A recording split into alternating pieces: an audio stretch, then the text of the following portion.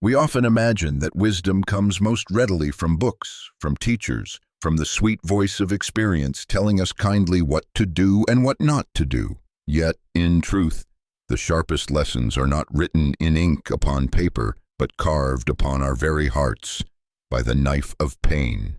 No man desires to enroll in this strange academy, and yet none can avoid its instruction.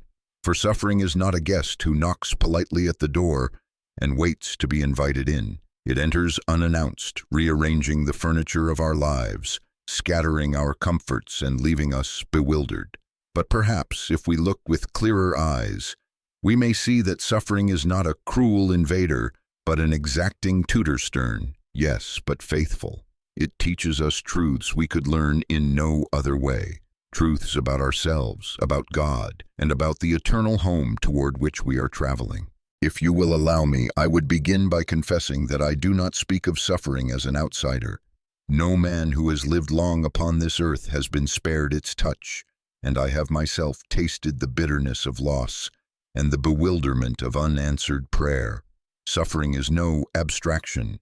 It is a reality that invades our bones, our hearts, and our thoughts. Yet it is precisely because it is so real that it can serve as a school in which the soul is trained.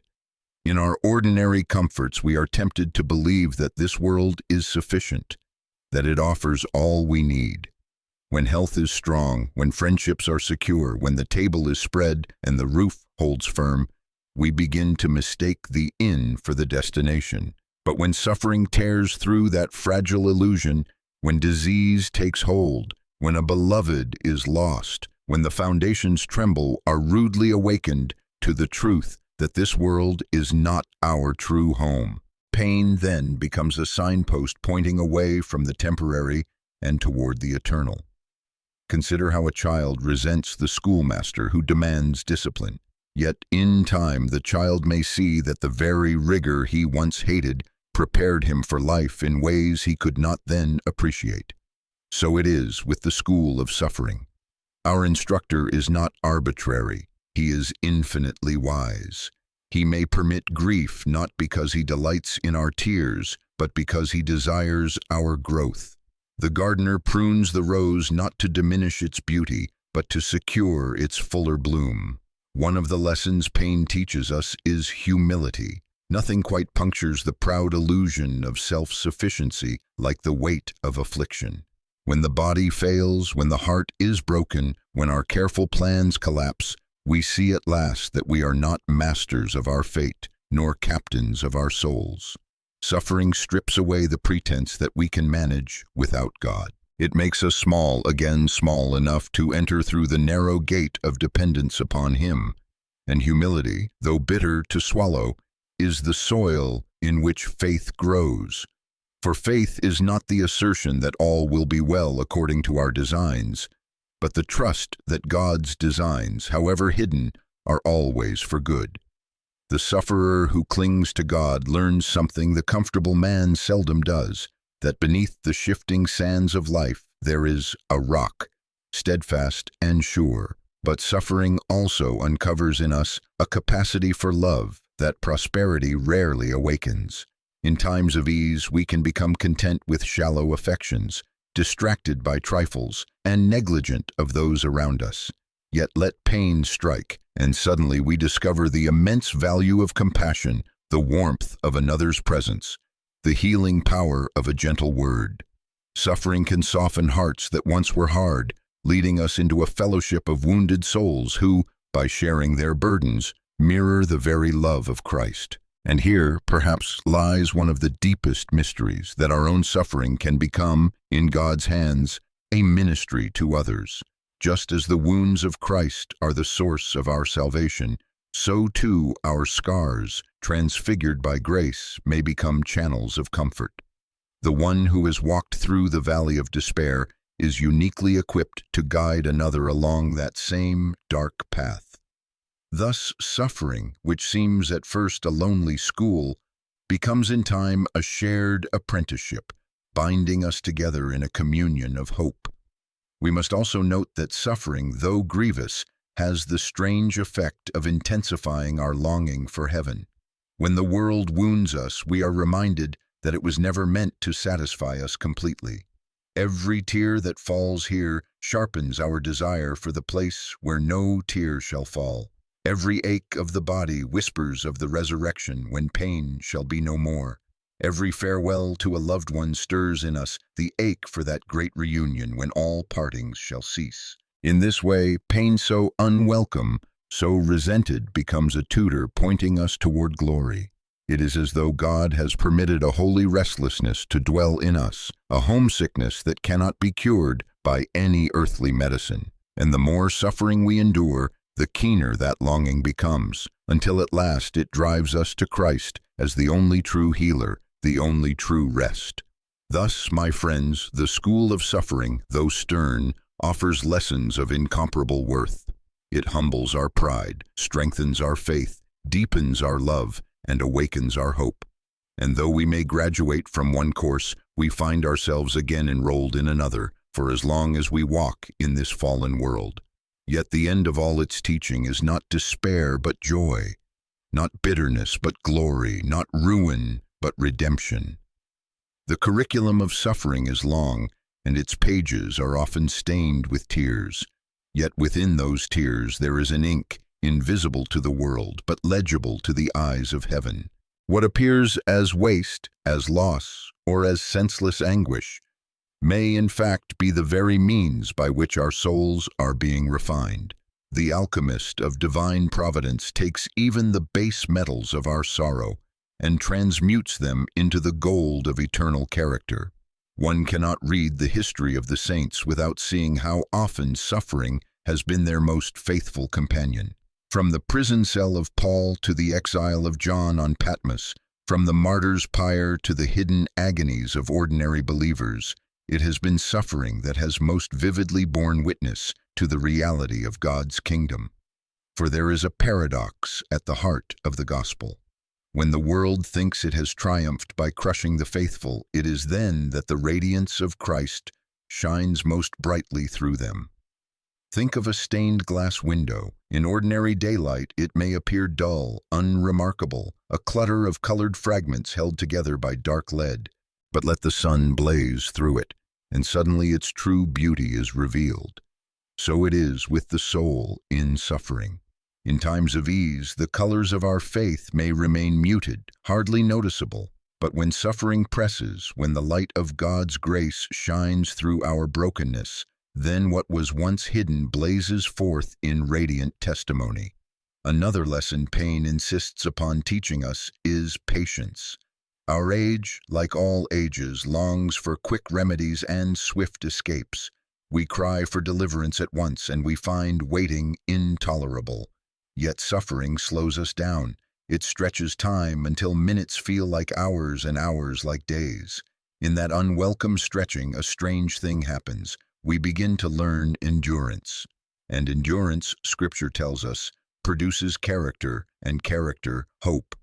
The fruit that ripens slowly is often the sweetest. So too, the soul that learns to wait upon God in pain discovers a depth of maturity that hasty comfort could never produce. Indeed, in suffering we encounter the silence of God, not the silence of abandonment, but the silence of a teacher who, having given his lesson, now watches to see how the pupil will respond.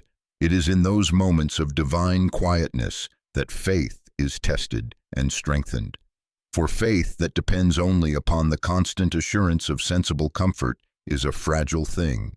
But faith that clings to God even in darkness, that trusts His heart when it cannot trace His hand, that is faith grown strong, faith purified like gold in the furnace. There is also, let us not forget, a fellowship we enter when we suffer. For our Lord Himself was a man of sorrows, acquainted with grief. When we suffer, we walk upon a road He has already trodden. The wounds we carry become, in a mysterious sense, a sharing in His own wounds. And if we share in His sufferings, then we shall also share in His glory. Thus suffering, far from alienating us from Christ, binds us more closely to Him than ease ever could. This is why, though we may never call suffering sweet in itself, we can, through grace, call it blessed. For it is the dark thread that gives contrast to the pattern of our lives, the stern tutor who teaches wisdom, the chiseling tool in the hand of the master sculptor. It is through suffering that our rough edges are worn away, that our lives are shaped into the likeness of Christ. And when at last we pass beyond the veil and behold the tapestry from the other side, we may well discover that the very knots and tangles which perplexed us here were, in fact, the places where the pattern was made most strong. The sorrows that seem senseless may be revealed as the very strokes by which God painted beauty into our souls. So let us not despise the school of suffering, nor imagine that its lessons are wasted. For even now, unseen by us, they are preparing us for an eternal weight of glory beyond all comparison. And the pain of the present, however sharp, will one day be swallowed up in the joy of that everlasting morning when the shadows flee and all tears are wiped away. If we are honest, one of the hardest questions that suffering presents is not simply, why must we endure it? But why does God allow it? And here we tread upon holy ground, for we are speaking of mysteries that have exercised the greatest minds and broken the most trusting hearts. Yet though we cannot exhaust the mystery, we can see some glimmers of truth by which to steady ourselves. We may say first that love without freedom would be no love at all. God, in his generosity, made creatures who could freely turn toward him or away from him. But such freedom means that our world is woven with threads of both goodness and evil, and the latter invariably brings suffering. If God were to abolish all pain at once, he would also abolish the very conditions in which love, courage, and virtue have meaning. A world of puppets jerked on strings of comfort would not be a world in which souls are made fit for heaven. And yet, even when pain is the direct result of sign or own, or that of others, God does not stand idly by. He bends even the cruelest blow toward redemption. What we intended for harm, he intends for good. This is not to trivialize the anguish of grief or to dismiss the cries of the afflicted, but to remind us that even in those cries there is an echo of Calvary, where the darkest evil in history became the brightest triumph of love. Think of metal placed in the forge. The fire is merciless, it roars, it scorches, it melts the dross away. And yet without the fire the sword would never be tempered, nor the instrument refined for its noble use. In like manner the fires of suffering may seem only to destroy, but in truth they prepare us for purposes beyond our imagining. God is the great smith, and our lives are his workmanship. The heat we fear is the very means by which we are shaped. Moreover, suffering teaches us to distinguish between the fleeting and the eternal. The pleasures of this world are like shadows cast by a greater light. When they are taken from us, we feel the loss acutely, but perhaps it is then that we turn from the shadows to the sun itself. Earthly comforts are but the appetizers, the banquet lies beyond. And sometimes it takes hunger to remind us that the feast is not here but in the house of the Father. Indeed, there is a strange mercy in our afflictions. They keep us from settling too comfortably in a land that is not our home. They loosen our grip on the perishable so that our hands may be free to grasp the imperishable. Without suffering, we might easily mistake the inn for the destination, the signpost for the city, but suffering whispers or sometimes shouts that we are pilgrims and that our journey is not yet done. Thus, though suffering is no light matter, and though we are right to grieve and to weep, we are also called to hope. For we believe in a God who has himself passed through suffering, who bore our sorrows upon his shoulders, and who promises that beyond the cross there is always resurrection. No pain is wasted, no tear forgotten, no darkness left unredeemed. And so, when the lessons of the school of suffering seem too severe, let us remember that the teacher is not cruel, but compassionate, not distant, but near. His hands bear the very marks of suffering, and with those hands he wipes the tears from our eyes. The rod that strikes us is held by the same one who will, in the end, crown us with joy everlasting. There is yet another lesson in this school of suffering, and it may be the most surprising of all, that joy is not the absence of pain, but the presence of God within it. Too often we imagine joy as a fragile flower that cannot survive the storm. But in reality, true joy is more like a deep-rooted tree, whose strength lies not in fair weather, but in the hidden springs that feed it. When the storm breaks, the branches may bend, the leaves may fall, yet the tree endures because its life runs deeper than the tempest. I have often thought that suffering presses us down precisely so that our roots may reach further into God. When all superficial consolations are stripped away, when the comforts of health, wealth, and companionship fail us, there remains only one source. And if we turn to Him in our distress, we discover a joy not dependent upon circumstances, but flowing from eternity itself. It is a joy that can coexist with tears, a joy that sings quietly even in the midnight hour. Think of the Apostle Paul singing hymns in a Philippian jail. The chains were real, the wounds upon his body were real, the uncertainty of tomorrow was real. Yet the song rose not in spite of the pain, but through it. It was as though suffering had hollowed out a chamber within him that could now resonate with the music of heaven. And so it may be with us. The world may think it strange, but the believer who suffers faithfully discovers that sorrow and joy are not enemies but companions, intertwined like threads in the tapestry of grace. Another lesson suffering teaches is compassion. For when we ourselves have been wounded, we are far less quick to dismiss the wounds of others. The man who has walked in darkness knows how precious even a small light can be. The woman who has wept bitterly learns how healing it is when someone sits beside her in silence. Thus, suffering enlarges our hearts, making room for the burdens of others, shaping us into instruments of mercy. In this way, our pain is never wasted. It becomes seed sown into the lives of others, bearing fruit in love. But let us not overlook the ultimate promise. Every lesson in the school of suffering points beyond itself, toward that day when the school shall be closed forever, its curriculum completed. For the Scriptures assure us that there is coming a time when there shall be no more death, nor sorrow, nor crying, nor pain. The classroom of suffering exists only in this passing age. It has no place in the eternal kingdom. And that thought alone can steady us. The syllabus is finite, the examinations temporary, the graduation sure. When we stand at last before the throne of God, clothed in glory, we shall look back and see that even the harshest lessons were, in truth, mercies in disguise. We shall bless the tears that drove us to prayer, the wounds that made us lean upon Christ, the losses that loosened our hold on earth and fixed our gaze upon heaven. What seemed then like cruelty will be revealed as wisdom. What felt like abandonment will be unveiled as the tender discipline of love. So let us walk on, my friends, even through the valleys of shadow, for the path leads upward. And if today the lesson is hard, tomorrow's dawn will reveal its purpose. The school of suffering does not end in despair, but in glory.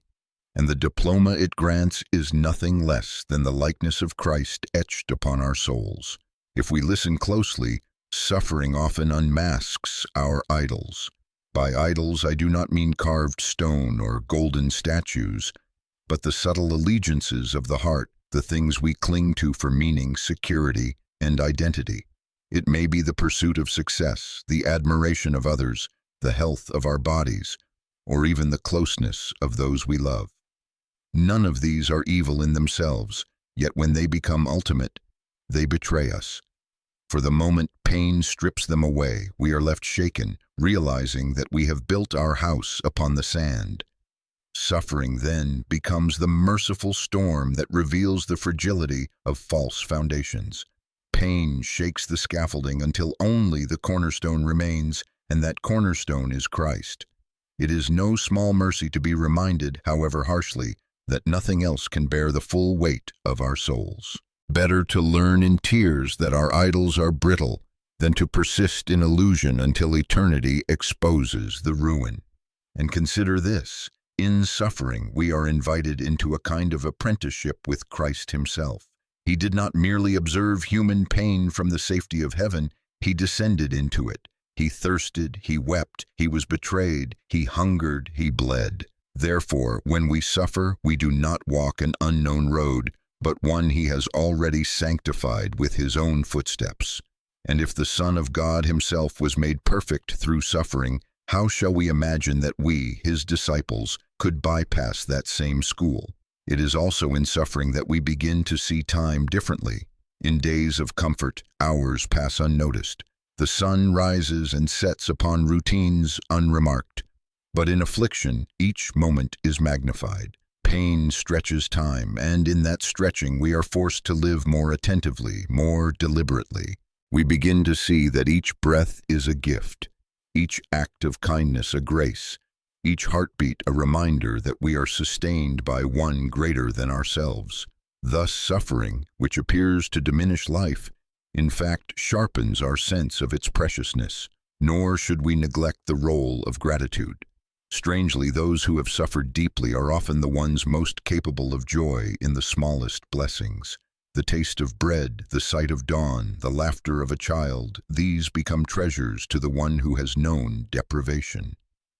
The school of suffering thus cultivates in us a gratitude far richer than any cultivated in ease, for it is gratitude born of contrast, sharpened by loss and sanctified by endurance. And at the end, what shall we say? That suffering is good in itself? No, never. Pain was not part of God's first design, and it will have no place in his final kingdom. But in this fallen world, suffering has become a strange sacrament, a visible sign of an invisible grace. It is the dark background against which the jewel of God's mercy shines. It is the plow that breaks the soil so that the seed of eternity may take root.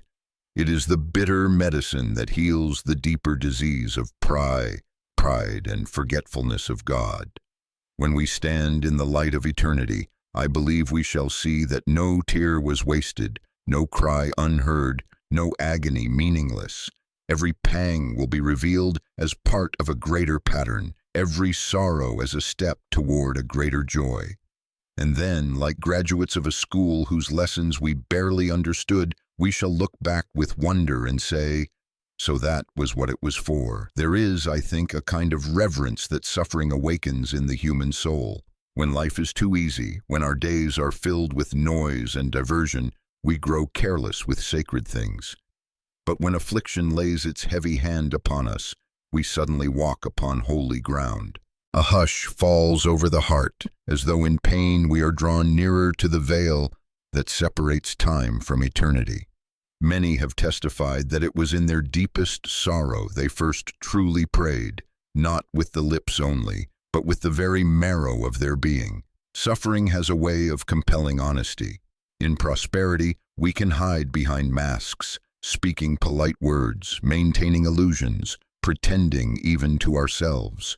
But let anguish come, and the pretenses crumble. The cry of the afflicted is raw, unvarnished, unfeigned, and in that honesty, paradoxically, we find communion with God.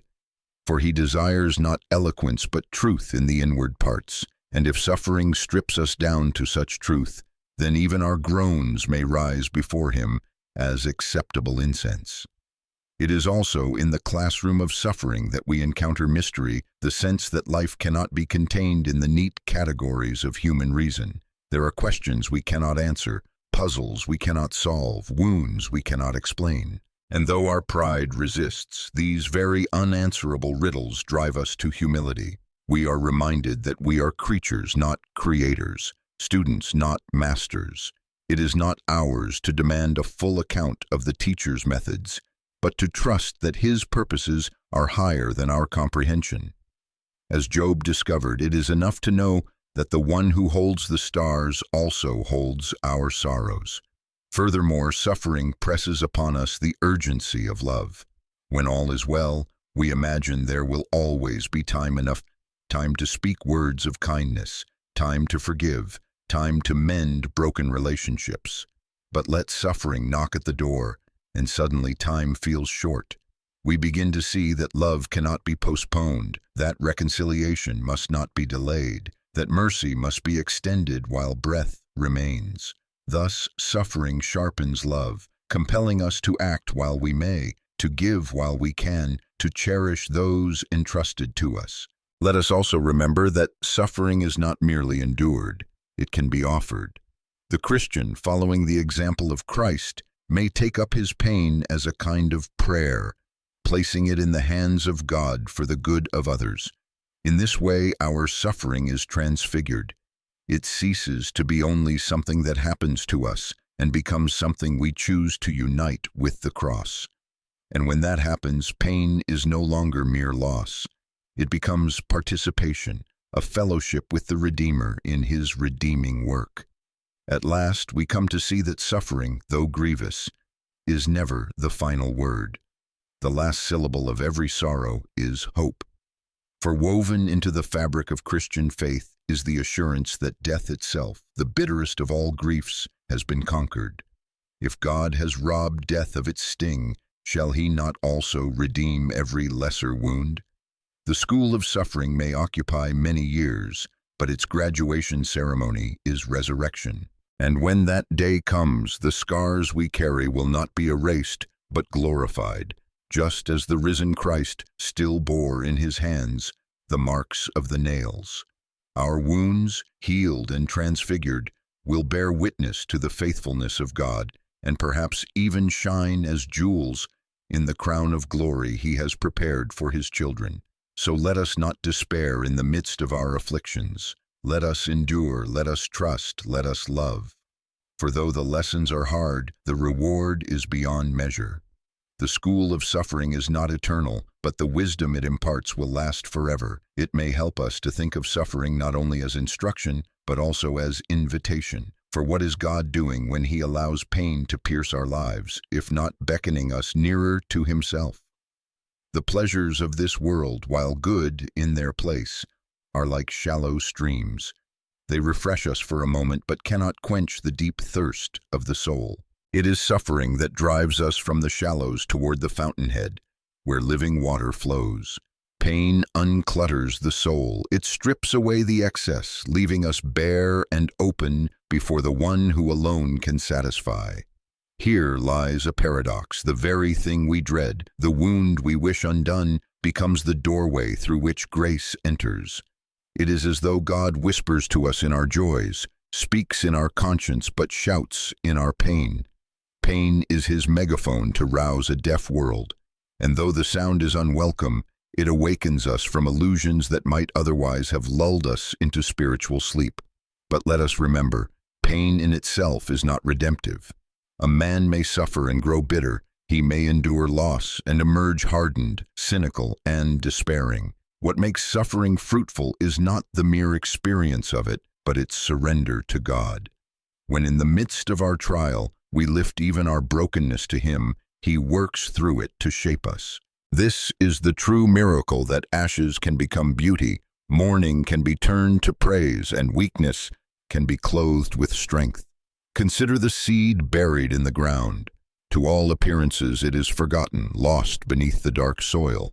Yet it is precisely in that darkness that its transformation begins. So too with us, when suffering buries us in shadow, God is at work beneath the surface, bringing forth a new life we could not yet imagine. The resurrection of Christ is not merely an event in history, it is the pattern stamped upon the whole Christian life-death, giving way to life, sorrow yielding to joy, the cross crowned with glory. And so suffering becomes a kind of sacrament of hope. It reminds us that the story is unfinished, that we are travelers still en route. The groaning of creation, the aches of our bodies, the griefs of our hearts, these are birth pangs, not death throes. They herald the coming of a kingdom where every lesson of pain will be fulfilled in joy, and every shadow will dissolve in the brightness of eternal day. Until then, let us receive suffering neither with despair nor with stoic indifference, but with the trust of children who know their Father's hand, even when they cannot see his face. For in the end, the school of suffering does not leave us where it found us. it leads us home. And home is the place where every tear shall be wiped away, and the scars of time shall become the jewels of eternity. And now, as we draw near to the close of this meditation, let us gather together the threads of all that has been said. The school of suffering is not a place we would ever choose to enter. We shrink from its gates. We would rather linger in the meadows of comfort, basking in the warmth of familiar joys. Yet life, in its mysterious unfolding, ushers every soul through those doors. None are exempt, not the strong nor the weak, not the righteous nor the unrighteous. Pain in its many forms is the universal tutor of mankind. But what distinguishes the Christian is not an escape from suffering, but a transformation of it. For in Christ we learn that sorrow need not end in despair, nor wounds in ruin. In his cross we see suffering lifted up, transfigured, given a depth of meaning that the world cannot fathom. The nails that pierced his hands became the very instruments of our redemption. The tomb that seemed to proclaim his defeat became the threshold of his victory. And so, for us who belong to him, suffering is never the end. It is a passage, a dark tunnel opening into light, a winter giving way to spring. We have seen how pain humbles us, stripping away illusions of self-sufficiency. We have seen how it strengthens faith, forcing us to cling to God when all else fails. We have seen how it enlarges love, teaching us compassion for others who bleed as we do. And we have seen how it awakens hope, intensifying our longing for the homeland that lies beyond death's shadow. These are not small lessons. They are the very shaping of the soul for eternity.